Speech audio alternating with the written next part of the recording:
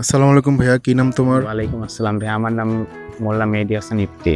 আচ্ছা, তুমি কোন ইউনিভার্সিটিতে আসছো? আমি উজু ইউনিভার্সিটিতে আসছি, কোন সাবজেক্টে পড়তেছো? ডিএমটি। আচ্ছা, চীনে আসার অভিজ্ঞতা কিরকম তোমার? চীনে আসার অভিজ্ঞতা আগেও একটা ছিল, এটা সেকেন্ড টাইম, তো ভালোই, খারাপ না। আসার পর কি কি চ্যালেঞ্জের সম্মুখীন হয়েছে এবং এখানে চ্যালেঞ্জের সম্মুখীন মূলত যারা আমরা বাঙালি তাদের হিসাবে খাবারটা, তারপর আর তেমন কিছুই না, আর সব কিছুই ইজি। যদি কমিউনিকেশন করতে পারে, হয়তো বা চাইনিজে সবার সাথে কমিউনিকেশন করা যায় না, আর ইংলিশে কমিউনিকেশন করলেও ওরা বুঝে না। তো মেবি আমরা যখন চাইনিজটা শিখে ফেলবো তখন সব ইজি হবে আমাদের জন্য। তোমাকে যদি বলা হয় তুমি কি কাউকে সুপারিশ করবা যে চীনে পড়তে আসার জন্য?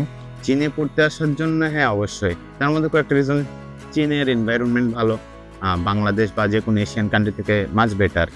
তারপর চীনে স্টাডি কস্ট কম, লিভিং এক্সপেন্সও কম, সবকিছুই তুলনামূলক হাতের নাগালে। আচ্ছা, লিভিং কস্ট সম্পর্কে তোমার একটা আইডিয়া আসছে তো? হ্যাঁ, living কিরকম cost এর যেতে idea পারে? আছে। লিভিং কস্ট সম্পর্কে একটু বলো। যদি শুধু খাওয়ার কথা বলি, 300-400 RMB, সে যদি মানে নিজে রান্না করে খায়, বাংলা টাকা বলো।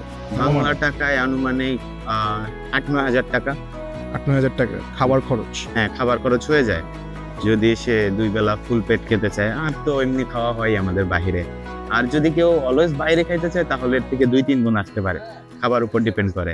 বাংলাদেশ থেকে চীনে আসা পর্যন্ত তোমার জার্নিটা কিরকম ছিল? স্মুথ ছিল? আর কে তোমাকে জার্নিতে সাহায্য করছে? অবশ্যই স্মুথ ছিল। আমাকে সর্বপ্রথম আমি যখন ফার্স্ট টাইম চীনে আসছিলাম তখন একটা ঝামেলা হয়েছিল, মানে একটা ভার্সিটি নিয়ে। ওই Bad ভার্সিটি, experience হ্যাঁ, ব্যাড এক্সপিরিয়েন্স ছিল ভার্সিটির, প্লাস যার মাধ্যমে গেছিলাম। তারপরে এক ভাইয়ের সাথে কথা বললাম, বাঁধন ভাই। তো সে আমাকে উজু ইউনিভার্সিটির কথা বললো আর অ্যাটলাসের সাথে পরিচয় করায় দেয়। তো তখন থেকে আমার যে কোনো কিছু, যে কোনো প্রবলেম হ্যাসেলে অ্যাটলাস আমার সাথে ছিল। আমার কাছে মানে ওই অ্যাপ্লিকেশন থেকে শুরু করে চীনে আসা পর্যন্ত সব স্মুথ ছিল। ঠিক আছে ভাইয়া, ধন্যবাদ তোমাকে। আশা করি তোমার যাত্রা আরো শুভ হোক।